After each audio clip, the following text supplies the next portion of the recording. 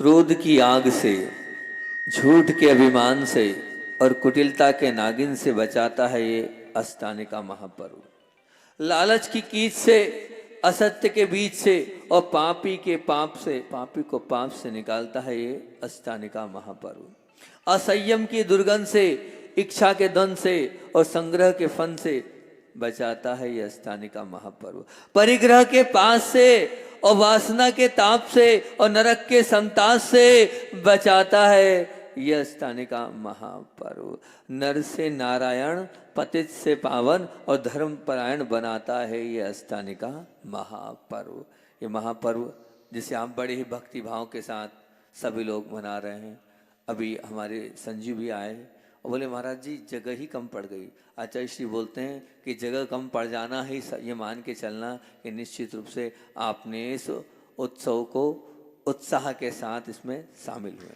बहुत सुंदर बात, बहुत अच्छी बात है कि और आरोन की उस पर पहले मैं कर लूँ चर्चा, क्योंकि बात ये है कि एक प्रवचन श्रृंखला बहुत सुंदर सी चल रही थी, उसको कब तक मैं मतलब क्योंकि बहुत सारे लोग सुनते भी रहते हैं, मैं सोच रहा हूँ पहले उसको एंड कर दूं उस प्रवचन श्रृंखला को। काय की प्रवचन श्रृंखला चल रही थी बताओ ना आरोन वालों। हाँ, असमाधि के कारण बहुत सारे नए लोग बैठे हैं यहाँ पर, जो लोग शायद नहीं सुन रहे होंगे। पूरा रिपीटेशन में उसका पूरा अच्छे से कर देता हूँ। ये वो प्रकरण है, सबको क्या करना है, समाधि मरण करना नहीं करना, बोलो हाँ या ना। सबको करना है, सोधर में तुम्हें भी करना है। अच्छा ठीक है, उन्होंने भी हाँ बोल दिया है। बोले समाधि मरण करना है, सबको अपना मरण करना, सुमरण करना है, अपने अंत समय को सुधारना है। और जिसका समाधि मरण होता है निश्चित मान के चलना, उसको आज नहीं तो कल भगवान के बाजू में बैठने का मौका मिलेगा और निश्चित रूप से भगवान बनने की उस कोबियत को, उस हैसियत को प्राप्त कर लेगा। तो वही प्रकरण चल रहा था और लगभग 20 बिंदु हैं काय के समाधि के, कि समाधि नहीं होने के। इन बिंदुओं का अगर आपने ध्यान दे लिया तो निश्चित मान के चलना आपकी समाधि हो जाएगी। और इनका ध्यान नहीं रखा तो तुम्हारा अंत बिगड़ेगा। अब अंत अगर तुम्हें नहीं बिगाड़ना हो, और जब मैं पूछता हूं अधिकतर माताओं दादियों से पूछता हूं, महाराज जी बस एक ही आशीर्वाद दे दो, काय को, तो बोले बस हमारी समाधि मरण अच्छे से हो जाए। सबका भाव ये, एक छोटा सा बच्चा भी अगर पाठशाला में थोड़ा बहुत सीख लेता है तो वो यही भावना रखता है कि हम भी समाधि मरण करें।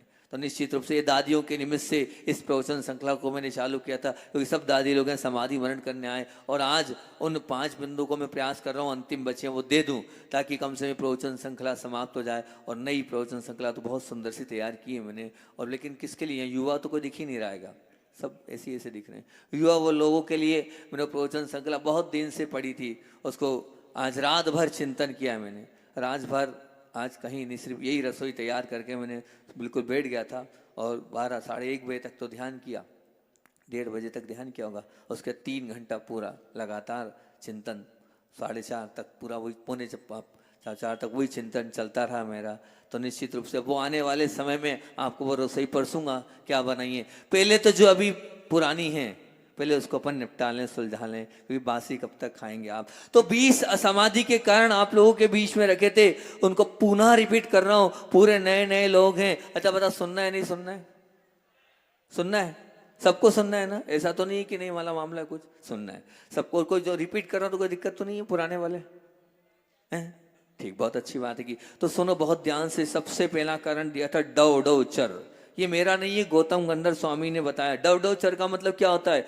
अगर आप इरिया समिति से रहित फास्ट चलोगे, तेज गति से चलोगे, तो तेज गति से चलोगे तो निश्चित रूप से वो जीव मरेंगे, और जीव मरेंगे तो फिर क्या होगा? आपका भी वैसे ही मरण होगा। आपने मारा टिट फॉर ट्रेड, जैसे आपने बिना देखे अविवेक पूर्वक तेज गति से चला, 4 हाथ जमीन देख कर नहीं चली, तो निश्चित मान के चलना आपका भी मरण बिगड़ेगा। अगर आप अपना मरण बिगाड़ना नहीं चाहते हैं तो हमें तेज गति से नहीं चलना है। हमें तो क्या चलना है, क्योंकि मैंने उस दिन गाथा भी आपको सुनाई थी। क्या सुनाई थी? हमारे यहाँ मूलाचार में बोल दिया है, क्या बोल दिया है कि अगर आप चल रहे हो और देख कर भी चल रहे हो और कोई जीव मर जाता है तो आपको हिंसा का दोष नहीं है।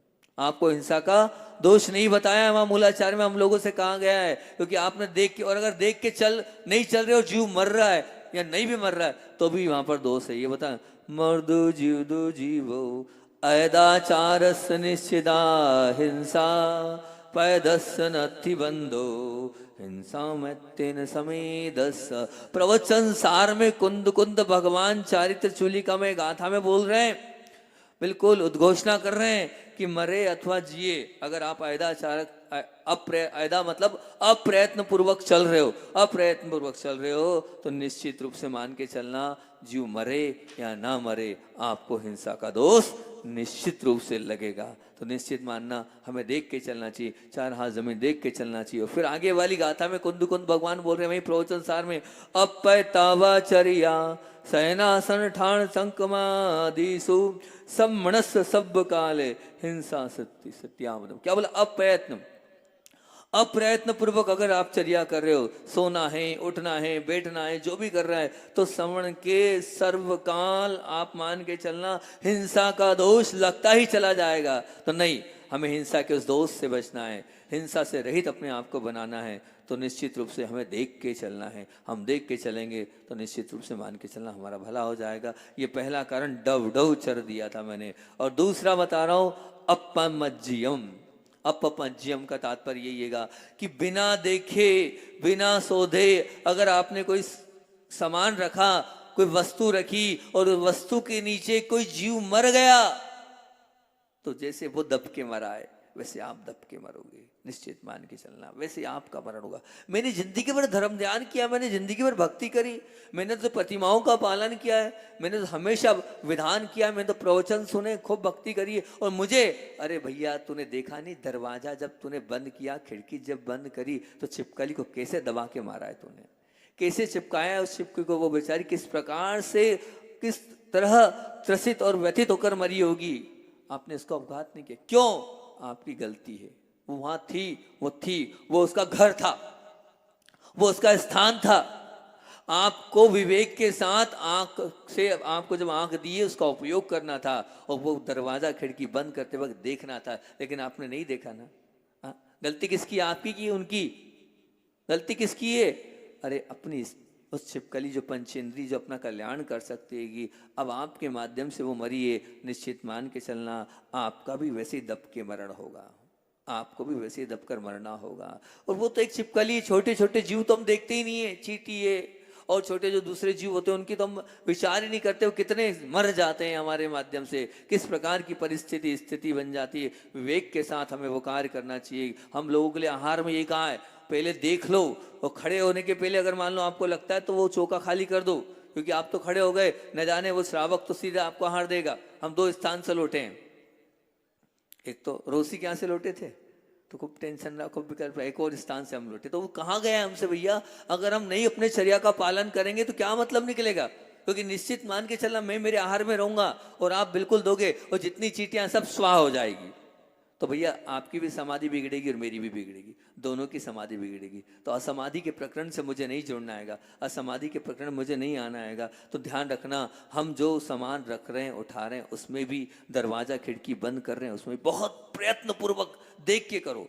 और देखने के बाद भी जीव मर जाएगा तो यहाँ लिख दिया अब पैतावाचर्या से, यहाँ स्पष्ट लिखाएगा। लेकिन अगर आपने प्रयत्न पूर्वक देख लिया उसके बाद भी कोई जीव मर गया तो उसमें आपको दोष नहीं लगेगा, निश्चित मान के चलना दोष नहीं लगेगा। इतना कर लो, सब लोगों की एक ही भावना है, समाधि मरण करना है, समाधि मरण करना है। आप तेज गति से मत चलो, क्योंकि हमारे यहाँ क्या कहा है, हमारे यहाँ 4 हाथ जमीन देखने की बात करेगी। 4 हाथ जमीन देखो, उसके बाद आगे चलो आप। ये तीसरा कारण आपको बता रहा हूँ, राधिनी पहड़ी हासी। ये चारों कारण बड़ी ही अलग प्रकार के कारण है, जो कि बड़ों की विनय के ऊपर लेके कहे गए। चारों 5 कारण, सबसे ज्यादा इसमें 20 कारण दिए समाधि के, 20 में से 25% मैंने इस पर चिंतन किया। मैं बता रहा हूँ 52 गजा में जब मेरी दृष्टि इस पर गई तो मैंने इस पर काफी लंबा चिंतन किया, और हर एक को निकालने के बाद गहन इस पर अंदर तक उतरा। तो मैंने सोचा 25%, 20 में से 5 कारण जो है सिर्फ एक ही चीज को लेकर है, विनय को लेकर। 5 कारण विनय को लेकर। आखिर ऐसा क्यों कि ये 5 कारण महत्वपूर्ण विनय को लेकर दिए गए? तब अंदर गहराई से गया कि भैया आचार्य भगवान ने कुंद कुंद भगवान उद्घोषणा कर रहे हैं समय सार आदि ग्रंथों में, विनय मुख्य द्वार हो, कि विनय ही मोक्ष का द्वार है। मूलाचार में भी ये गाथा कही, 3 जगह 3 स्थानों में उनकी प्रिय गाथा है, वहां उन्होंने एक ही बात बोली, विनय मुख्य द्वार हो। यानी मोक्ष का द्वार क्या है? विनय है। विनय है, जिसके पास विनय है, जिसके पास क्षमा है, वही मोक्ष जाने का पात्र है। इसीलिए यहाँ पर उन्होंने 4-5 कारणों में यही कारण दिया। तीसरे नंबर का कारण उन्होंने दिया है राद्री नी पड़ी हासी, मतलब अपने से जो बड़े हैं उनका कभी तिरस्कार मत करना। अगर अपने से बड़ों का तिरस्कार किया, ध्यान रखना आपका मरण बिगड़ेगा। मैंने उस दिन बहुत सुंदर प्रवचन किया था कि ध्यान रखना, अगर आप सासू माँ का तिरस्कार कर रहे हैं, ससुर जी का तिरस्कार कर रहे हैं और भी बड़ों का तिरस्कार कर रहे हैं, कोई मतलब नहीं पूजन करने का, कोई मतलब नहीं आराधना करने का, कोई मतलब नहीं भक्ति करने का, आपका मरण बिगड़ेगा। आपके मरण को कोई नहीं बिगाड़ सकता। ध्यान रखना, कोई सुधार, मेरा आशीर्वाद भी कुछ नहीं कर पाएगा। कितनी भक्ति कर लेना, मैं नहीं बोल रहा हूं, यहां बोल रहे हैं अपने से बड़ों को का तिरस्कार करोगे और निश्चित करते हैं, हम करते आ रहे हैं, फिर कैसे हमारा मरण सुधरेगा? बताओ, हम मरण सुधार पाएंगे क्या अपना? नहीं, बिल्कुल नहीं। जो अपने से बड़े हैं कभी उनका तिरस्कार मत करना। तिरस्कार किया है तो निश्चित मान के चलना आपका मरण बिगड़ेगा, बिगड़ेगा, बिगड़ेगा। कितने लोग जो अपने बड़ों का तिरस्कार करते हैं? बोलो कितने लोग हैं जो अपने बड़ों की विनय करते हैं बैठे? लगभग 90% लोग होंगे जो अपने बड़ों को कुछ समझते हैं कि ये बड़े हैं, ये है ना। बोलो ना, हाँ या ना तो बोलो। है, बड़ों को बड़ा समझ नहीं रहे हो तो निश्चित मान के चलना आपका मरण बिगड़ेगा। अब कोई नहीं रोक सकता आपका। अभी भी सुधर जाओ, अभी भी चेत जाओ, बड़ों का तिरस्कार मत करो। आप बड़ों का तिरस्कार कर रहे हो, बात की बात में आप ऐसी ऐसी बात बोल जाते हो जो चुप जाती है, छिद जाती है, भिज जाती है। मैं तो बोल दिया, अरे बोल क्या दिया, समझो तो, जबान तो आपकी है, आपने खुद ने बोला है। नहीं, अविवेकपूर्ण कार्य मत करना। तीसरा कारण दिया है अपने से जो बड़े हैं उनका तिरस्कार नहीं करना। और चौथा अधिसेच जानम, जो अपने से, यहाँ मेरे लिए, मैं हाँ हमारे मुनियों के लिए समझा, दीक्षा से बड़े दिया है, एक रात्रि बड़ा दिया है। तो मैं आप लोगों के लिए बोल रहा हूँ कि जो अपने से बड़े तो कौन होते? जो उपकारी हैं, जिनने उपकार किया। मैंने तो उस बार भी प्रवचन में कहा था कि भैया सब पर क्रोध करना, पर 2 स्थानों पर क्रोध मत करना। कहा? तीन कौन? 3 स्थान कौन कौन जगह क्रोध नहीं करना? एक तो प्रभु के सामने, एक गुरु के सामने और एक उपकारी के सामने। प्रभु के सामने क्रोध 3 काल में मत करना, वहां का क्रोध कहां जाएगा। और गुरु के सामने भी नहीं करना, वो हमारे क्या है, पंच परमेष्ठिमय है। और कम से उपकारी अपने माता पिता के सामने क्रोध मत करना। ये वही बात बोल दी यहाँ पर। यहाँ अगर आप क्रोध करोगे तो चले जाओगे आप। फिर क्या बोल दिया कि अधिसेच झाणम। अधिसेच झाणम मतलब अपने से जो बड़े हैं, अपने से जो बड़े हैं उनके आगे आगे चलना, या वो आए हैं तो उठ के खड़े नहीं होना, है ना। वो आ गए तो आप, कायदा होती, विनय होती, अगर हमारे से बड़ा कोई आए तो हम क्या कर दें, उनके लिए खड़े हो जाएं। विनय ये कहलाती। हम उनके आगे नहीं चलें, बिल्कुल ऐसा नहीं करना कि उनके आगे चलें या उनके ऊपर नहीं बैठे। मैंने प्रकरण बताया था पूज्य निर्लोभ सागर जी महाराज जी का। वो नहीं सोए तो नहीं सोए, क्यों? बोले भैया मेरे को समाधि नहीं बिगाड़ना मेरी। क्यों? क्योंकि मैं अगर मान लो आपसे ऊपर आप बड़े हो और मैं छोटा हूं, मैं आपसे ऊपर सो गया, एक पाटे 1 इंच 2 इंच का अंतर था, लेकिन नहीं है ना, नहीं 2 इंच भी वो नीचे आकर, क्योंकि वो स्वाध्यायशील जो व्यक्ति वो समझदार होता है, उसने पढ़ा है आगम को, उसने जो है अंदर तक उधर उतरा है। तो बोले भैया नहीं दादा, बोले अधिसेच जानम, ये शब्द उन्होंने बोले, अधिसेच जानम। मैंने कहा क्यों, क्या हो गया महाराज जी? तो बोले महाराज असमाधि नहीं करानी, आप बड़े हो तो हो, आपको ऊपर ही बैठना पड़ेगा। तो अपने से बड़ों के आगे नहीं चलना, अपने से बड़े आते जो उड़ जाना। मैंने उस दिन उदाहरण दिया था, 3rd बटन सी। क्या बोला था? जितनी बहुएं वो रखें ये ध्यान, जितने बच्चे ध्यान रखें, 3rd बटन सी मतलब जो बच्चे रेकिंग कॉलेज वाले होंगे समझ जाएंगे कि जब बड़े होते हैं तो ये कॉलेज में रेकिंग लेते हुए, बेटा इस आंख को कहाँ देख, तीसरी बटन तरफ देख। लेकिन कोई देखता ही नहीं आजकल 3rd बटन सी। आज तो आंख से आंख मिलाकर बात करते हैं। कोई है जो कह रहा नहीं मेरे बड़ों के सामने से बिल्कुल नम्र झुककर मैं बिल्कुल मिलाता ही नहीं, आंख से आंख ही नहीं मिलाता हूँ, गया खत्म हो गया। 3rd बटन सी करोगे तभी तुम्हारी समाधि क्या होगी, अच्छी होगी, नहीं तो समाधि बिगड़ेगी। निश्चित मान के चलना, इसमें कोई भी सुधार नहीं सकता है। फिर चौथा है कोही। कोही का तात्पर्य क्या हो गया? कोही का तात्पर्य हो गया कि जो अपने बड़े थे उनकी बात पर क्रोध करना, उनके वचनों पर क्रोध करना। तो आप जब भी उनके वचनों पर क्रोध करोगे, किसके वचनों पर क्रोध कर रहे हो? आप बड़ों के वचनों पर क्रोध कर रहे हो। क्या अधिकार है तुम्हें अपने बड़ों पर क्रोध करने का? लेकिन नहीं, हम कर रहे हैं। हमने बड़ा माना ही कब है? हम बड़ा मानते ही कब है? अभी तो हम क्रोध कर रहे हैं। नहीं, बड़ों के वचनों पर क्रोध मत करना। अगर आपने क्रोध किया, चले गए। आप मान के चलना। मैंने कहा ना 4-5 कारण ये बड़ों बड़ों के लिए दिए हैं। मैंने सोचा है आचार्य हमारे अच्छे अपने लिए लिख दिए इन्होंने, वो बड़े हैं इसलिए, पर नहीं, आचार्य महाराज ऐसे नहीं कि उन्होंने अपने लिए लिख दिए। ये आगम की वाणी है भैया, ये भगवान की वाणी है, ये गंधर परमेष्ठी की वाणी है, तभी तो उन्होंने लिखा है। और 6वें नंबर पर दिया है, ये भी वही वाला है 5 थिर विविधांतराय, मतलब जहां अपने बड़े हैं वहां पर बिना पीछे नहीं बोलना, हाथ जोड़कर विनय पूर्वक पूछना, क्या मैं ये पूछ सकता हूँ, क्या मैं ये बोल सकता हूँ, आपकी आज्ञा हो तो मैं कह सकता हूँ। लेकिन कहाँ बचा हम लोगों के अंदर इतना विनय, इतना विवेक कि हमारे बड़े बैठे हैं और 10 लोगों के बीच में हम तो बीच में टपक पड़ते हैं और न जाने क्या क्या बोल जाते हैं। नहीं भैया, बिल्कुल नहीं, ऐसा मत करो। मैंने उदाहरण दिया था, देखो जो चीज़ अच्छी होती है उसको बार बार बोलना चाहिए। अपूर नहीं, कौन सी माता जी वो, अंतरमती माता जी, अंतर जबलपुर वाली, नहीं, अंतरमती माता जी जबलपुर वाली, अंतरमती माता जी का मैंने उदाहरण दिया था। कुंडल राम, वहां पर उन्होंने बड़ी विनय पूर्वक कहा था कि अच्छा श्री जी आपकी आज्ञा हो तो मैं इस कुछ पूछ सकती हूँ। मतलब सोचो विचार करो, उस बात को लेकर आचार्य श्री जी ने पूरा उद्बोधन दे दिया कि ये कहलाती विनय। देखो कितने तुम सब पूछ रहे हो, कैसे पूछते हो, एकदम बिना उसके, वो हाथ जोड़कर पहले पूछ रही है क्या मैं कुछ पूछ सकती हूँ। ये होना चाहिए, लेकिन ये नहीं है, हमारे अंदर ये विनय नहीं है, तो हमारा मरण कैसे सुधरेगा। हम निश्चित रूप से अपना मरण बिगाड़ लेंगे, लेकिन नहीं, हमें समाधि मरण करना है, सुमरण करना है। इस चीज को बहुत ध्यान से ध्यान रखना कि हम चाहे जो हो जाए, लेकिन कैसे विनय पूर्वक पूछेंगे, विनय पूर्वक बात करेंगे, विनय पूर्वक ही बोलेंगे। कोई है ऐसा एकाध जना जो अपने घर में ऐसे बड़ों से पूछ के बोलता है क्या मैं कुछ बता सकता हूँ, आपकी आज्ञा तो कुछ कह सकता हूँ। है एकाध जना पीठ ठोक के बोल सके कि नहीं महाराज मैं हूं? नहीं है, कोई है? नहीं है इधर कोई। इतने बड़े बड़े सब ने, कोई सौधर्मेंद्र बना, कोई सानद बना, कोई महेंद्र बना, कोई कुबेर बना है, और कोई इधर कौन श्रीपाल बना है, मैना सुंदरी बनी है, इधर महायज्ञ नायक बने। बोलो कोई तो है इधर? कोई नहीं है जो ऐसा बोलता हो विनय पूर्वक अपने घर में कि मेरे को बोलने का अधिकार है, क्या कुछ बता सकती हूँ मैं? कोई है ऐसा?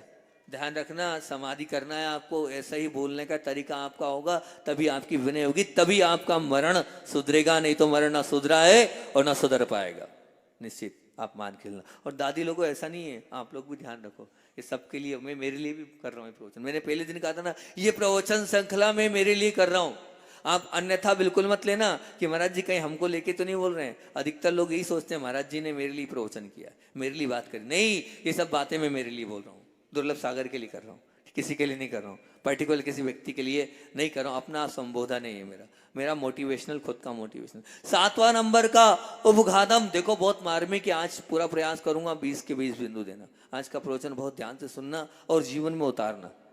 ये अंत को सुधारना है तो उसको उतारना, और एक एक चीज पर पूरा प्रयास करना, ये मेरी नहीं होना चाहिए क्योंकि मुझे मरण सुधारना है, उस पर पूरा लग जाना। 7वां है उपघातम। क्या उपघातम का मतलब क्या है? दूसरों का तिरस्कार करके बोलना। मतलब दूसरों का तिरस्कार का मैंने क्या अर्थ दिया था कि दूसरों की हंसी उड़ाना, दूसरों के लिए क्या, कहीं भी 10 लोगों के बीच में कुछ भी बोल देना। जब जब भी आप दूसरों की हंसी उड़ाओगे, दूसरों की 10 लोगों के बीच में उतारोगे, तो निश्चित मान के चलना, पूरा प्रवचन बहुत सुंदर था मेरा ये वाला, कि अगर आपने तिरस्कार किया, किसी की हंसी उड़ाई, वो जिंदगी भर आपको बद्दुआ देगा, वो दुआ नहीं देगा। आप स्वयं सोचें, 4 लोगों के बीच में अगर आपकी हंसी उड़ाई जाएगी तो आप क्या भाव प्रकट करेंगे? बताओ, मैं आपसे पूछ रहा हूं, क्या भाव प्रकट करेंगे आप लोग?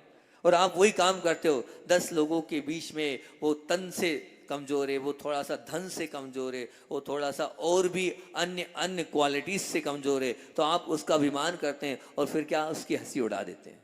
नहीं, बिल्कुल नहीं हंसी उड़ाना भैया, पुण्य से उसको मिला है। अगर कुछ ना कुछ देखोगे तो उसमें कुछ तो अच्छाई होगी, कुछ ना कुछ तो क्वालिटीज होगी, उस क्वालिटीज को देखो। आप कभी भी ध्यान रखना, खिल्ली मत उड़ाना, हंसी मत उड़ाना, ये तिरस्कार मत करना। अगर तुमने 10 लोगों के बीच में किसका तिरस्कार किया है, किसी की इज्जत को उतारा है, हंसी उड़ाई है, आपकी समाधि बिगड़ेगी, आपका मरण बिगड़ेगा। नहीं बिगाड़ना हो और अपने आप को अच्छा बनाना हो, इस बिंदु पर बहुत ध्यान से विचार करना, पूरे पक्के मन से विचार करके मन तैयार कर लेना। नहीं महाराज जी हम सब करेंगे, लेकिन क्या करेंगे, किसी की हंसी नहीं उड़ाएंगे। बताओ कितने लोग हैं यहाँ जो दिन रात एक ही काम करते हैं, सिर्फ हंसी उड़ाने का। करते नहीं करते? बोलो, करते नहीं? बोलो हाँ या ना बोलो। फिर कैसे समाधि तुम्हारी भैया सुधरेगी? कैसे तुम्हारा मरण सुधरेगा? नहीं, बिल्कुल नहीं, हम ये पक्का कर लेकिन नहीं करेंगे। दूसरा, दो कारण फिर क्या थे? अनन्वीची, क्या कारण था ये कि वीतराग प्रणीत, शास्त्र में से विरुद्ध बोलना, मतलब भगवान की वाणी के विरुद्ध बोल रहे हो आप। क्या है आपकी औकात, क्या है आपका वजूद, क्या है आपके पास जो आप वीतराग प्रणीत शास्त्र के विरुद्ध बोल रहे हो? सब करना लेकिन वीतराग वाणी के विरुद्ध कभी नहीं बोलना। वीतराग वाणी के विरुद्ध अगर आपने एक शब्द भी बोला, वो शब्द बहुत भारी पड़ जाएगा आपको। वो इतना भारी पड़ जाएगा, एक जन्म नहीं अनेकों जन्म बिगड़ जाएंगे, अनेकों जन्म का मरण आपका बिगड़ जाएगा। क्योंकि आचार्य श्री बोलते थे, आचार्य श्री जी किसी भी बात को लेकर ये कहते थे, तीन मत होते थे तो गुरुदेव कहते तीनों मत को नतमस्तक हो जाओ। हमारी बुद्धि ही कितनी है, अभी हमें गलत लग रहा है कि ये वाले आचार्य ठीक है, वो वाले आचार्य ठीक है, तुम्हारी क्या वजूद कि तुम किसी आचार्य को गलत बोलो, किसी को ठीक बोलो? नहीं, सबको नतमस्तक हो। अभी हमारा शब्दों में इतना नहीं है कि हम एक को कह दें ये और एक के कह दें बोले, नहीं। तो वीतराग वाणी प्रणीत शास्त्र के विरुद्ध में मत बोलना। और अधिकरणी 90 नंबर का था, स्वबुद्धि से आगम विरुद्ध तत्व का कथन नहीं करना। जब मेरा स्वार्थ हो जाए, मैंने आपको उदाहरण दिए थे, मैंने बताया भी था आप लोगों को कि भैया जिन लोगों ने अपनी बुद्धि से और अपने मतलब से वहां पर तत्व का कथन किया, मेरे पास 10 उदाहरण थे। जिन्होंने ये स्वीकारा नहीं और उन्होंने इस बात को नहीं माना और माना, उनका मरण बिगड़ा है, मरण निश्चित रूप से बढ़ रहा है। क्यों? क्योंकि उनका खुद का स्वार्थ था। उनके स्वार्थ ने आगम की रचना कर डाली और आगम को उलटफेर कर दिया, उलटफेर कर दिया, अंत उनका बिगड़ा है। उनके अंत खराब हुआ। जिंदगी भर उन्होंने धर्म ध्यान कराया, सब कुछ किया। बड़े बड़े पंडितों को मैंने देखा है, मेरे सामने सामने उनके इस प्रकार से हुआ। मैं यही कहा, इन्होंने बात नहीं सुनी, इन्होंने बात नहीं मानी और अपनी चलाई, आगम को एक तरफ रख दिया, उनकी स्थिति बिगड़ती। नहीं, हमें आगम को देख के चलना है, जो आगम की वाणी है उसको स्वीकार करना है। वीतराग वाणी के विपरीत हमें नहीं चलना है। अगर हमने वीतराग वाणी के विपरीत चले तो निश्चित मान के चलना। मैं अभी भी मैं बोल रहा हूँ, वो एक व्यक्तित्व तो मैं अभी भी मुझे ऐसा लगता है कि जिसने जिंदगी भर स्वाध्याय कराया, जिंदगी भर धर्म ध्यान कराया लोगों का, और अंत उसका ऐसा बिगड़ा, वेदना बहुत हुई। लेकिन पुराना इतिहास उठा के देखा तो गुरुजी से 2 बातों को लेकर विरोध किया था उन्होंने, और गुरुजी ने ये शब्द बोले थे, ये क्यों अपने ईगो को लेके बैठा है, इतना बड़ा पंडित होने के बाद भी क्यों नहीं समझ रहा इसका मरण बिगड़ेगा। ये मरण बिगाड़ने के काम कर रहा है अपने ईगो के चक्कर में, और वही हुआ। आचार्य श्री ने पूरी ताकत लगा दी, तब भी मरण नहीं सुधार पाए। बस मैं नाम नहीं लूंगा, तब भी सब पूरी विशुद्धि उनने पूरी झोंक दी, फिर भी बचा नहीं पाए, रास्ते में ही चले गए। वो पूरी ताकत लगा दी, रास्ते में चले गए। क्यों? क्योंकि उन्होंने क्या किया था, वीतराग वाणी के विपरीत करा था। तो ध्यान रखना, 3 काल में नहीं करना, वीतराग वाणी के विपरीत और गुरुओं के विपरीत हमें कभी नहीं जाना, नहीं तो आपका मरण बिगड़ सकता है। अगला क्या था, पिट्ठी मांस पड़ी ना हो। इस पे पूरा एक प्रवचन मैंने किया, पूरा का पूरा। क्या इसका साधु, बहुत सुंदर था बात था। क्या इसका अर्थ है? पीठ का मांस खाना, अर्थात पीठ का मांस खाने का अर्थ क्या होता है, इसका तात्पर्य क्या होता है? पीठ का मांस खाने का तात्पर्य यही होता है कि पीठ पीछे किसी की चुगली करना। क्या करना? क्या करना? पीठ पीछे किसी की चुगली करना। तो ध्यान रखना, पीठ पीछे किसी की चुगली कभी मत करना। हम सब करते हैं, और फिर हमारा मरण कैसे सुधरेगा? बताओ, चुगली नहीं करते हम लोग? बोलो ना हाँ यार, एक भी कारण ऐसा नहीं है। अब कैसे समाधि होगी तुम लोगों की भैया, और मेरी भी कैसे समाधि होगी? हम अपन सबकी, सब कारण ये अपने अंदर भरे पड़े हैं। हम चुगली करते हैं, या पीठ मांस पड़ी ना हो बोला है, मतलब अगर किसी की पीठ पीछे आप चुगली कर रहे हो तो क्या हो गया? पीठ का मांस खाना आप बोल रहे हैं। आगे मांस मतलब समझ रहे, मांस किसको बोलते हैं? मांस किसको बोलते हैं? अंदर का मांस, इसकी मांस खाने के बराबर बोल दिया है, आपको मांसाहारी साबित कर दिया है।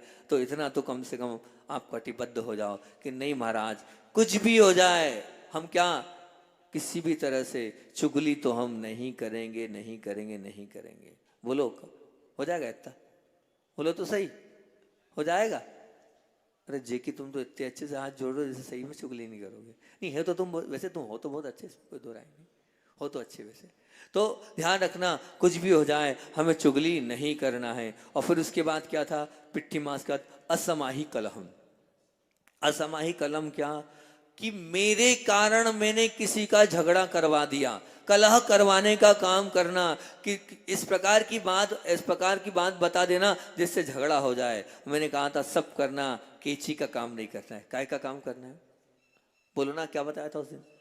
सुई का काम करना है आपको, केची का काम नहीं करना है। कहीं भी आपके कारण आपने कहीं भी झगड़ा करवाया तो निश्चित मान के चलना वो छोटा सा झगड़ा आपके लिए दुखदाई हो जाएगा। वो सुंदर सी मैंने कहानी भी सुनाई थी कि छोटी सी बात होती मिसअंडरस्टैंडिंग हो जाती है। और उस मिसअंडरस्टैंडिंग में कौन सी कहानी थी? बहुत सारे नए लोग हैं, दीदी को तो बहुत पसंद आई थी, रिंकी दीदी को सबसे अच्छी लगी वो आपकी कहानी। छोटी सी एक हमारी मतलब मिसअंडरस्टैंडिंग कहां से कहां पहुंच जाती है। सुना दो, वापस से सुना दो वो कहानी, 2 मिनट में सुना दो। बहुत सारे नए लोग हैं, एक घर में इतना सुंदर माहौल था जैसे वो घर स्वर्ग है। वो घर कैसा है? कैसा है? स्वर्ग है। कैसा है? सुन रहे सब लोग? सही में सुन रहे? स्वर्ग है। उस स्वर्ग का जैसा घर था, ना कोई लड़ाई की आवाज, ना कोई झगड़े की आवाज, ना कोई दूसरा मामला। अब ये जब आजू बाजू वाले देखते हैं तो उनको लगता है गजब का माहौल है यहाँ, क्या बात है, ऐसा क्यों है इनके घर में, इस प्रकार का मामला क्यों हैगा। तब उस समय एक बाजू वाले जो हैं, अब होगा कोई ना कोई ऐसा जो वहां देखना चाहता होगा कि इनके घर में कैसा क्या माहौल है, इस प्रकार की बात को देखने के लिए पहुंचा। जब वो पहुंचा तो सब माहौल देखा, आइए बैठिए कुछ लीजिए, इस प्रकार का विनय पूर्वक सब व्यवहार हुआ। उस विनय पूर्वक व्यवहार को देखकर वो समझ गई माँ कि भैया यहाँ इतने प्रेम स्नेह वात्सल्य से ऐसे शब्द तो ऐसे निकल रहे थे फूल गिर रहे हूँ, तो यहाँ काय का लड़ाई झगड़ा वाला माँ। और बहू से कैसे बात कर रही है, बहू भी सासू से कैसे बात कर रही है। आखिर पूछ लिया कि आप क्यों आई थी, कुछ विशेष? बोले नहीं, जिस काम के लिए आई थी वो काम तो हो गया, वो काम तो हो गया। बोले क्यों? बोले वो काम इसलिए हो गया कि मैं यहाँ आई थी देखने, लेकिन आपका बहू का और सास का व्यवहार देख के, मेरे प्रति व्यवहार देख के, आपके जो भाषा जो है इसमें इतनी विनय, इतना वात्सल्य, इतना स्नेह, तो झगड़े का मामला ही कहाँ है? झगड़े का मामला ही नहीं। उठते उठते लेकिन वो एक छोड़ गई। क्या छोड़ गई? उसने बोला, बोले महाराज आप भाई जी, आप तो एक इतनी सी बात बता दीजिए, आपकी एक बेटी भी है, हाउ, एक बेटा भी है, हाउ। बोले आप बेटी और बहू में क्या है आपका, किसको ज्यादा कैसा क्या रहता है आपका, बेटी का स्नेह और बहू का किस प्रकार का स्नेह है? तो इतनी सी बात बोल दी। क्या बोल दी उन्होंने? मैंने वो तो सुन ही चुका हूँ आप लोगों को। क्या बोल दिया? बोले मैं बेटी को मीठे के समान मानती हूँ और बहू को खारे नमक के समान मानती हूँ। बस इतनी बात बोली। और जैसी बहू ने ये बात सुनी, बहू को ऐसा लगा 8-10 साल विवाह को हो गए, मैं इतनी सेवा कर रही हूँ, 24 घंटे लगे रहती हूँ, पल प्रतिपल इनके लिए दिन रात लगी हूँ, और मैं नमक के जैसी खारी, और इनकी बेटी साल में एक बार आती है और मीठे की जैसी। अब बात क्या थी? वो नाराज हो गई। नाराज होने के बाद क्या हुआ? मिसअंडरस्टैंडिंग थी, पति से भी बोला। और वो जब सास समझ गई कुछ न कुछ लफड़ा है, तो सास ने बहू से बोला, बेटा क्या हो गया, क्योंकि तेरे स्वभाव में परिवर्तन आ गया, तू पहले जैसी नहीं बची, कुछ तो होगा। तब वो बहू बोलती है, बोले माँ मुझे नहीं बताना। बोले नहीं बताना पड़ेगा, नहीं तो क्या अन्न जल ग्रहण नहीं करूंगी। सासू भी बड़ी समझदार थी, व्यवहारिक थी, और उन्होंने जब ये वाली बात बोली तो बस उसने रोते रोते ये बोल दिया, माँ 10 साल हो गए मेरे को आपकी सेवा करते करते, और आपने उनके सामने मेरी क्या इज्जत रख दी, बाजू वालों के सामने क्या बोल दिया। तो व्यक्ति ध्यान रखना, आप अकेले में 2 चांटे मार दो चल जाएगा, लेकिन जब आजू बाजू वाला होते हैं उनके सामने कुछ बोला ना, वो अंदर तक छिद जाता है। वो ऐसा लगता है कि सब कर दिया, हाँ मैंने सबके सामने ऐसा कर दिया, सबके सामने ऐसा बोल दिया, वो बहुत ज्यादा अंदर तक घुस जाता है ना। छोटे बच्चे भी ध्यान रखना, वो नाराज कब होते हैं? जब आप 4 लोगों के सामने बोल देते हो, तब नाराजगी वाला मामला ज्यादा हो जाता है। अब बस वही हुआ था, और होने के बाद उसने बोला कि बताओ आपने मेरे को क्या बोल दिया, खारा, और अपनी बेटी को क्या बोल दिया, क्या बोल दिया, मीठा, ऐसा है ना। अब ऐसा बोल दिया है तो फिर बस इतनी सी बात थी। तो सासू माँ ने कहा, बेटा तू यही तो नहीं समझी कि मैं क्या बोलना चाह रही हूँ। मेरे बोलने के भाव क्या थे कि मैं मेरी बहू, मैं मीठे के बिना तो सालों रह सकती हूँ, मैं मीठे के बिना तो सालों रह सकती हूँ, पर नमक के बिना तो एक ग्रास अंदर नहीं उतार सकती। मैं मेरी बहू के बिना एक पल नहीं चल सकती हूँ।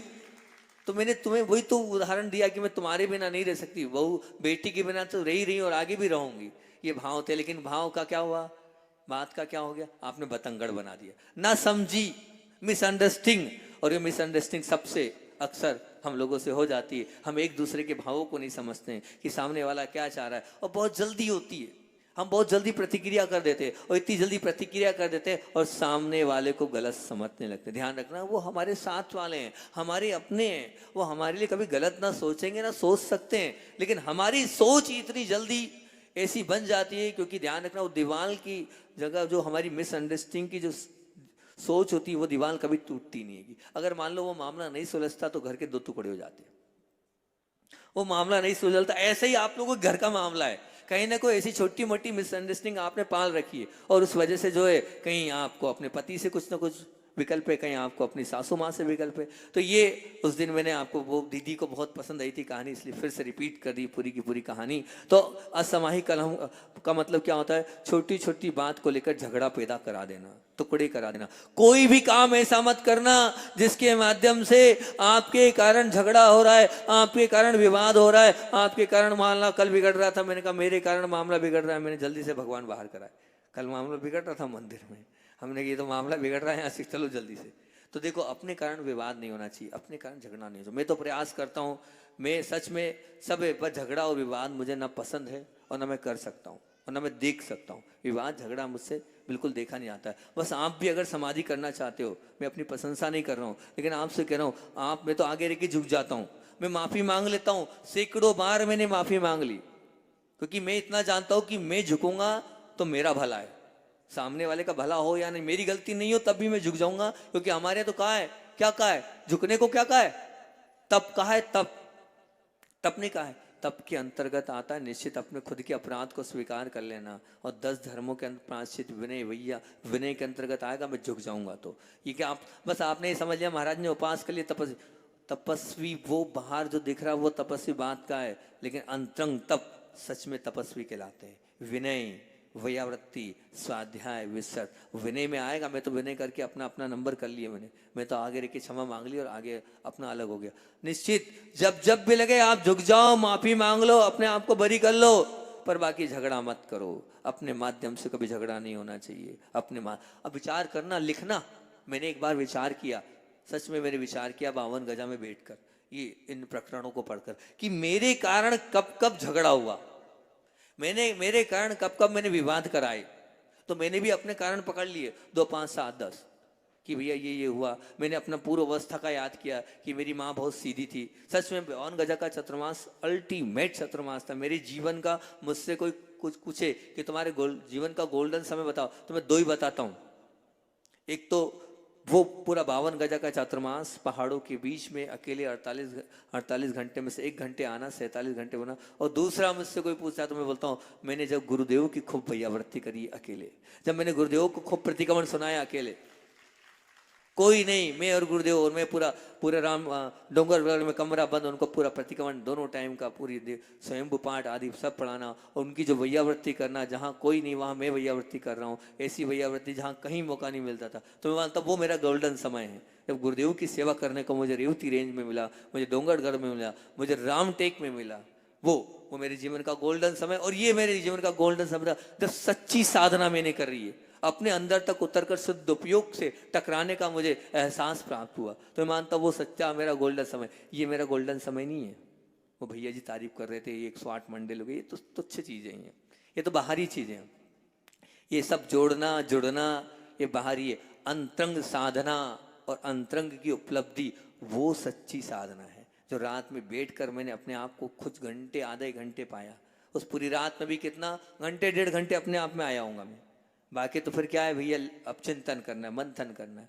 तो मैं ये आपसे वही कहना चाह रहा हूँ, गोल्डन समय कब होता है? जब हम अपने आप में जाते हैं, तब वो गोल्डन समय। आप अब विचार करना, कितनी बार मैंने तो अपना खुद का परीक्षण करके नोट डाउन कर लिया, मैंने मेरे कारण कब कब झगड़ा हुआ, आपके कारण कब कब झगड़ा हुआ।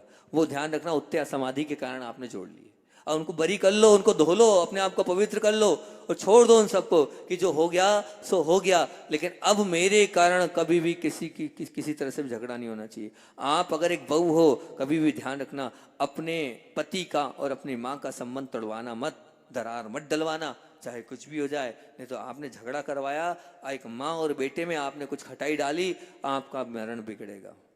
आपका मरण निश्चित रूप से बिगड़ेगा। ये निश्चित मान के चलना। जब जब भी आपने दरार डाली, जब जब भी आपने कटाई करी, जब जब भी आपने किसी प्रकार इस प्रकार से किया, तो होता है, हो जाए, कर ही रहे, और फिर आपकी समाधि बिगड़ती हैगी निश्चित। उस जैसे आपका मरण निश्चित रूप से बिगड़ेगा ही बिगड़ेगा, उस मरण को कोई भी नहीं रोक पाएगा। और फिर आगे क्या है, आगे का तो पूरा ही मामला है सबका, ये तो मान जाओ मेरी बात। अगर नहीं होगा तो अगला, वो तो आजकल आहार में भी वही चलता है हमारा, कौन सा, झंझा। सब लोग याद कर लो, क्या झंझा, क्या है, बोलो झंझा, बोलो झंझा, फिर से बोलो झंझा। क्या है, थोड़ी थोड़ी बात को लेकर रूठ जाना। झंझे का मतलब क्या होता है, थोड़ी थोड़ी बात को लेकर रूठ जाना, रोष कर लेना, मन में आक्रोश परिणाम कर लेना। ये जो झंझा है, ये आपका समाधि का कारण है। सब में ही कि नहीं, बोलो ना। हमारे यहाँ महाराज जी नहीं आया, उसमें झंझा हो जाता है, रूठ जाते हो आप। महाराज जी ने हमसे ये नहीं लिया तो ही बताओ झंझा हो जाता है, नहीं होता है। तो ये हमारे आजकल आहार में चलता है, झंझा मत करो, झंझा, झंझा मत करो मतलब क्या, अगर मान लो आपने नहीं मानी, वो रूठ गया, मुंह फूल गया, अब बताओ। कल मैं बता, मेरे से हमेशा हर बार लोग यही बोलते हैं, बोले महाराज जी आप गजब के हो। क्यों? बोले एडजस्टमेंट करने में ही लगे रहते हो, कभी इसको पटाना, कभी उसको पटाना, कभी इसको संभालना, कभी उसको संभालना। मैंने कहा क्या बात है अपना, ये तो धर्म ध्यान है, सबको संभाल कर सबको लेके चलना है। एडजस्टमेंट करो पर झंझा मत करो। नहीं करोगे ना झंझा, बोलो तो सही, बोलो झंझा नहीं करोगे ना, करोगे कि नहीं करोगे, पक्का? क्या होता है झंझा का मतलब, क्या होता है? रूठ जाना। कभी रूठोगे तो नहीं तुम, पक्का बोलो, क्यों पक्का नहीं रूठोगे हैं? अच्छा क्या बात है, सेलू की धर्मपत्नी बोल रही है, नगर पालिका अध्यक्ष महोदय, बोले रूठ भी जाएंगे तो मनाएगा कौन, बोले इससे रूठो ही मत। बहुत सुंदर, बहुत अच्छा। तो आप जब जब भी रूठोगे तो निश्चित ये मान के चलना, आप रूठ कर अपना ही नुकसान कर रहे हो, समाधि आपकी बिगड़ेगी। क्योंकि मैंने सोचा क्या होता होगा इससे, झंझा करने से आपका मन खराब होगा। जब मन खराब होगा तो आंतरिक परिणाम होंगे, मतलब मन में संकल्प विकल्प होंगे, और जब मन में संकल्प विकल्प हो रहे हैं तो निश्चित में मान के चलना कि अगर मान लीजिए उस वक्त कहीं आयु का बंद हो गया तो मामला बिगड़ेगा ना भैया, कहीं नरक, क्योंकि आयु तो ऐसी नहीं हैगी, कभी भी बन सकती है। आपको थोड़ी पता कब आयु बन रही। अब झंझा के समय आयु बन गई तो क्या होगा, रूठ, आप रूठे हुए हो और उस समय आयु बन गई तो बताओ क्या होगा, मामला पूरी तरीके से बिगड़ जाएगा। तो इसमें भी आपको पूरा पूरा ध्यान रखना है, झंझा। फिर उसके बाद क्या बोला था 13वें नंबर पर, सद कर पड़ीदा।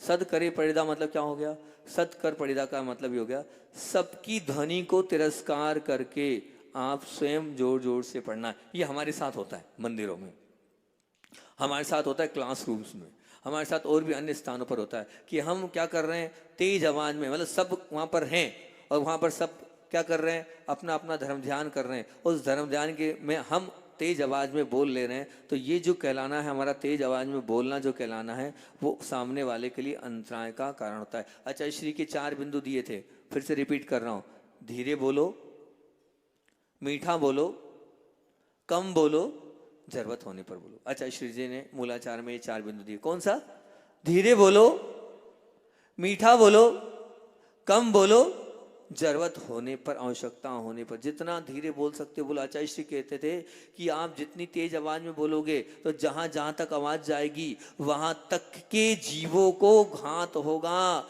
एक इंद्रिय भी उससे घात को प्राप्त हो सकते हैं। आप ऐसी बात करो कि सामने वाले तक ही जाए, कोई शुद्ध उपयोग में लीन है, कोई अपने परिणामों की में अंदर तक उतरा हुआ है, और अब आप वहां जाओगे, वहां बात सुनाओगे तो क्या होगा, वो डिस्टर्ब होगा। वो निश्चित मान के चलना उसके परिणाम आद्रोध वाले बन सकते हैं। तो हम बहुत धीरे बोलें, मीठा बोलें, और उसमें भी कम बोलें, नपे तुले शब्दों में बोलें। और साथ साथ में जब भी ये प्रकरण आता है तो एक उदाहरण हमेशा मैं अपना खुद का देता हूँ, हमेशा बताता हूँ, बहुत बार बता चुका हूँ, बता ही देता हूँ, छोड़ू क्यों, क्योंकि अब वो बहुत सुंदर सी बात है कि हम जो लोग जब जा रहे थे कहाँ, रामटेक की, डोंगरगढ़ की, तो डोंगरगढ़ के पहले पूज्य गुरुदेव, उस दिन भी सुनाया था ये मैंने, कि पूज्य गुरुदेव के पास वैयावर्ती करने पहुंचे, कड़का लगाने के लिए निशंक सागर जी और मैं पहुंचे। पर आचार्य श्री जी इतने चिंतन में लीन थे कि इतनी हिम्मत नहीं थी कि आचार्य श्री से हम बोल दें कि आचार्य श्री जी कड़के के लिए आए, समय हो रहा है। अब नहीं, वो अपना चिंतन करे जा रहे हैं, माथे पे उनकी एक अलग ही होती थी, जब चिंतन करते थे तो यहाँ सोचते थे, फिर आंख बंद कर लेते थे, फिर हंसते थे, फिर कुछ सोचते थे, फिर करते थे। अब उस बिंदु में तो अपनी इतनी हिम्मत नहीं बोल दें, कुछ नहीं बोले। हम भी लग गए दोनों के दोनों निसंग सागर जी और हम। आचार्य श्री जी इस कोने में तो हम उस कोने में दोनों बात करे जा रहे हैं। आचार्य श्री हमको ऐसे गौर गौर के देखते हैं। हमने कहा वो तो चिंतन चल रहा है, गौर के नहीं देख रहे हैं, लेकिन वो सच में हमें गौर गौर के देख रहे थे। अब देख रहे 5, 7, 8, 10 मिनट 15 मिनट बाद उन्होंने स्वयं ने पूछा क्यों क्या चल रहा है।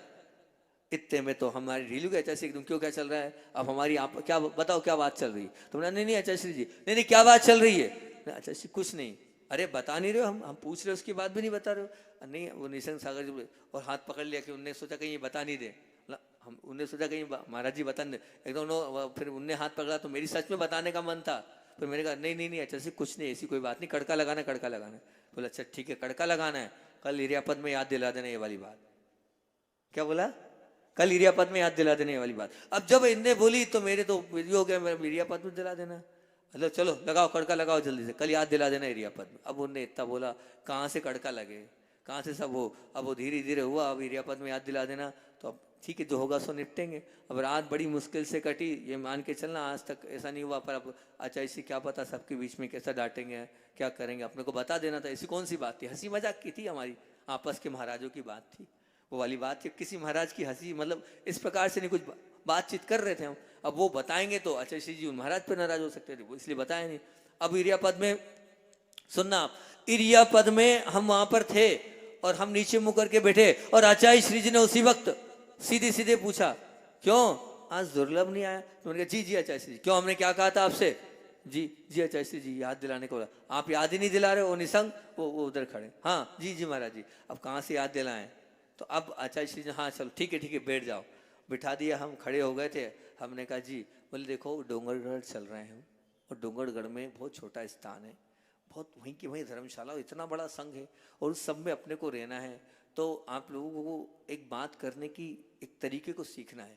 कल शाम को ये दोनों महाराज आए थे और मैं बहुत प्रयास कर रहा था। ये 6 फीट पे हम बैठे थे, मैं इधर बैठा था और ये बैठे थे। इतनी धीरे बात कर रहे थे कि मैं कान लगा के सुनने का प्रयास कर रहा था, फिर भी इन दोनों की बात नहीं सुन पा रहा था। मैंने बहुत प्रयास किया, नहीं सुन पा रहा। मैं बड़ा प्रसन्न हूँ, ऐसे ही बात होना चाहिए। तीसरा सुन ही नहीं पाए, ये तरीका है बात करने का। मुझे बड़ा पसंद आया है तरीका। आप लोग वहाँ एक साथ 5-5 रहोगे, जिससे काम है कान में बात करना, जैसे इनने बात करी थी। बहुत सुंदर लगा इनका इस बात करने का तरीका।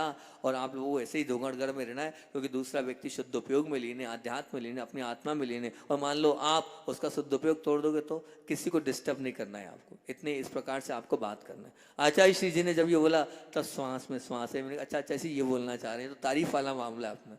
हम तो यही उलझे हुए थे कि अब क्या होगा अपना, क्या होगा अपना क्या। तो आचार्य श्री ने धीरे बोलो, मीठा बोलो, इतना मीठा बोलो कि सामने वाला गदगद हो जाए आपकी बात को सुन के। वंस मोर होना चाहिए। क्या होना चाहिए, वंस मोर, कि हाँ भैया ठीक है। और उसके बाद भी कितना बोलो, नपे तुले शब्दों में, जैसे आचार्य श्री बोलते हैं वो। और उसके बाद चौथे नंबर पे क्या, कि बहुत जरूरत हो तो बोलो, नहीं तो जयराम जी कर दो। ये बात करता हूँ भैया, अब नहीं। ठीक, तो ये बात आपको किस में बोलना है, कौन सी होगी, सत करे पड़ीदा। और 14वें नंबर पर है ऐषणा समिधि। ऐषणा समिधि का तात्पर्य मैंने बहुत अच्छे से प्रवचन में आपको बता दिया था। क्या था ऐषणा समिधि का तात्पर्य, क्या बताया था, बोलो। एक दो भी नहीं है, कोई भी नहीं है ऐसा बताने वाला। ऐषणा समिधि का तात्पर्य यही हैगा कि जो भोजन है, जो आहार है, अगर आप अमर्यादित आहार कर रहे हो, आप अगर वो फास्ट फूड खा रहे हो, आप अगर वो आइसक्रीम ले रहे हो, आप वो कोल्ड ड्रिंक्स ले रहे हो जिसमें जीव राशि है, अगर वो आप ले रहे हो तो निश्चित मान के चलना वो आपके लिए समाधि का कारण कहलाएगी। क्यों, क्योंकि आपने सीधी सीधी जीव की मात्रा चबाई है। और जब जीव की मात्रा चबाई है तो फिर आपने जब जीवों को चबाया है तो आप भी चबके नहीं मरोगे। बोलो ना, मरोगे कि नहीं मरोगे, आपकी समाधि बिगड़ी। हजारों बार वो एक जीव, मैंने बताया ना आलू का एक कण, उसमें अनंतानंत जीव होते हैं। कितने होते हैं, बोलो कितने होते हैं, अरे बोलो ना।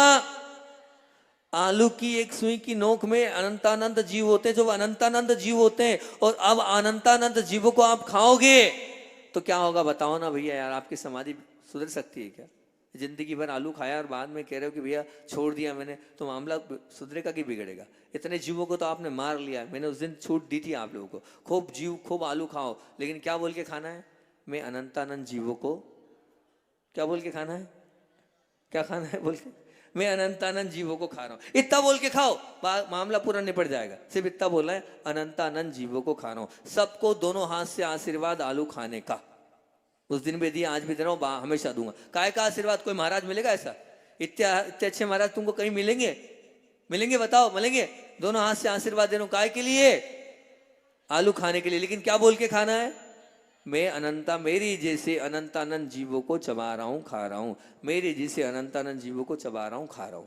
यही आपको भावना भाते हुए आलू का सेवन करना है। दोनों हाथ से आशीर्वाद। मेरे ख्याल से सभी लोग बड़े अच्छे से चाव से आलू खाते होंगे। खाते हो ना भैया? बोलो ना, खाते हो? खाते हो ना? अरे सही बोलना, डर क्यों रहेगा? खाता तो बोले खाता हूं। तो अब खा, दोनों हाथ से आशीर्वाद। लेकिन क्या बोल के खाएगा? क्या बोल के खाएगा? मैं अनंत, मेरे जैसे अनंतानंद जीवों को खा रहा हूं, बोलेगा ना? इतना तो बोल दे यार भैया यार। बोल खाऊंगा महाराज जी आलू का पराठा, लेकिन ये खाऊंगा कि अनंतानंद जी छबा के खा गया हूँ। खाऊंगा समोसा, लेकिन ये बोल के खाऊंगा। ठीक, तो आपका भला हो जाएगा, नहीं तो आपकी समाधि बिगड़ेगी, ऐसा ना समझी। और शुद्ध प्रमाण भोजी है ना। शुद्ध प्रमाण भोजी का मतलब क्या होता है? जिस भोजन से प्रमाद हो, जिस भोजन से, गरिष्ठ भोजन से और इष्ट भोजन से आपके परिणाम खराब हो सकते हैं, तो इष्ट और गरिष्ठ भोजन का त्याग उस दिन कराया था। और पूरा प्रवचन दादी लोगों के लिए बोल दिया था कि दादी लोगों के लिए, हाँ दादी लोगों के लिए बोल दिया था पूरा प्रवचन। आज तो अष्टमी दादी लोगों को पास है ना। हाँ ठीक है, तो कोई दिक्कत ही नहीं, पूरा मैटर निपटा ही दिन दो, क्योंकि आगे से शायद प्रवचन तो होने ही नहीं है। तो गरिष्ठ और इष्ट करना है, नहीं करना? 4-5 बिंदु करना है। आकुलता हो रही क्या? छोड़ दे, छोड़ दे, कर दे पूरा प्रवचन। ठीक है, तो इष्ट और गरिष्ठ भोजन, इष्ट और गरिष्ठ को यहाँ पर त्याग करना है सूर्य प्रमाण। अब 16वां 17वां 8-5 मिनट में 16वां 17वां 18वां 19वां 20वां 5 प्रकरण आपको और फास्ट रूप से बता देता हूँ। 16वें नंबर का क्या है? 16वें नंबर का प्रकरण है गण गणागणिगो। मतलब क्या हो गया? इसका तात्पर्य ये है, कोई ऐसा अपराध कर लिया आपने जिसके माध्यम से आपको अपने स्थान से अलग करना पड़े। अगर आपने ऐसा अपराध किया है, ऐसी गलती की है, ऐसी भूल करी है, तो ध्यान रखना उसका प्रायश्चित ले लो, नहीं तो आपकी समाधि बिगड़ेगी। अगर अपने आप के माध्यम से कुछ गलती हो गई है, उस गलती को आप बरी कर लो, पवित्र कर लो, नहीं तो यहां पर ये स्पष्ट बोल रहे हैं, आपका मरण बिगड़ेगा, समाधि मरण बिगड़ेगा। गलती सबसे होती है, लेकिन गलती को आप स्वीकार कर लो, मान लो और नतमस्तक हो जाओ कि भैया ये मुझसे हुआ था, आप इसको बरी करके क्लियर कर दो। नहीं होगा तो आपका मरण निश्चित रूप से बिगड़ेगा। फिर उसके बाद क्या है? अकाल सज्जाओ, नहीं, हाँ अकाल नहीं, 15वां 16वां 17वां सखरा वरदे। मतलब क्या हुआ? ये जीवों से लेकर है। इसका तात्पर्य क्या है? अब मैं अपनी बात को चारों पांचों को कम कम में ही बोल पा रहा हूँ, ठीक है ना। सखरा वरदे का तात्पर्य क्या हैगा कि हम जब कहीं गीली भूमि से अगर हम सूखी भूमि में आ गए हैं, तो क्या होगा कि हमारे पैर जो हैं वो गीले हैं, और गीले में अगर हम मान लीजिए मिट्टी पे पैर रख रहे हैं, तो वो जो जीव हैं उन जीवों का मरण हो जाएगा।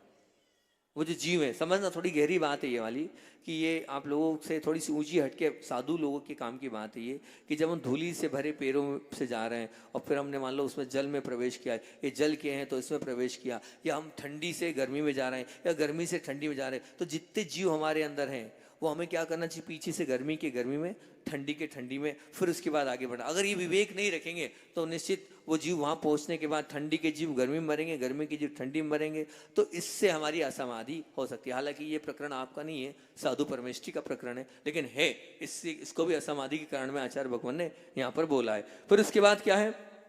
अगला है, कौन सा है? अगला बोल दिया है, ये इस पर तो मुझे बहुत बोलना था, लेकिन ठीक है कम में ही निपटा रहा हूँ, ये बहुत जरूरी मैटर था। अपमान भोजी, बाद में बोल रही दादी लोग, अब मैं बाद में कहाँ से करूंगा, फिर कल से नया प्रकरण चालू करना है। अपमान भोजी, ठीक, अपमान भोजी को ध्यान रखना। आचार्य भगवान की पूरी बातें इस पर मुझे बताना था, इस पर बहुत लंबा चिंतन है।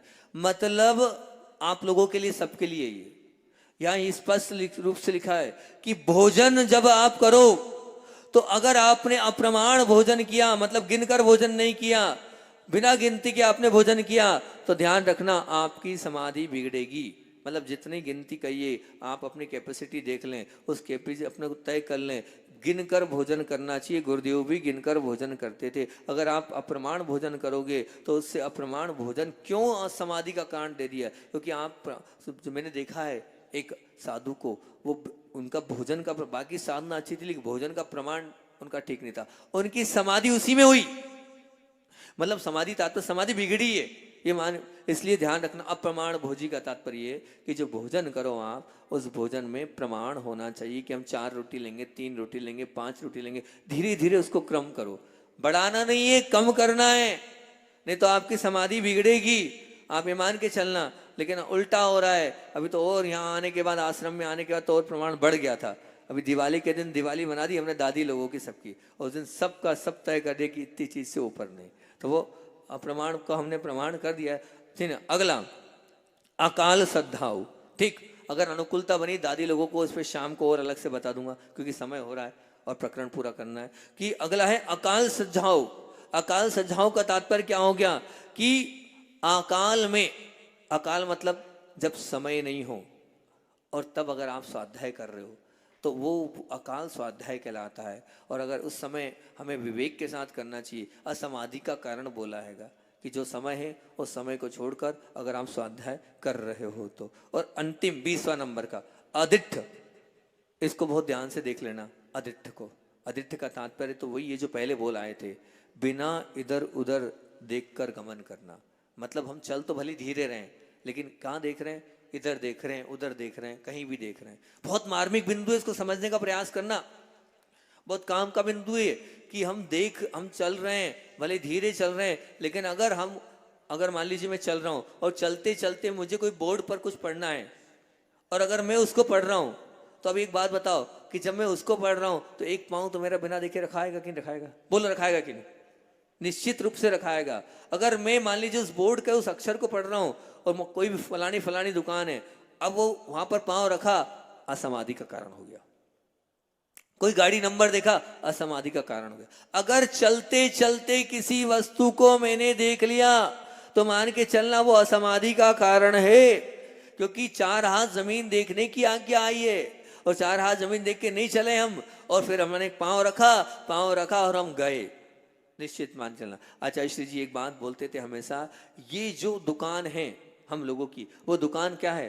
हीरे मोती की। क्यों? क्योंकि सगुप्ति समिति धर्मानुपरीक्षा जय परिचय जय चारित्र सूत्र आया है। ये काय का सूत्र है? ये सूत्र काय का है? जल्दी बोलो, बात खत्म करना है मेरे को। ये सूत्र काय का है?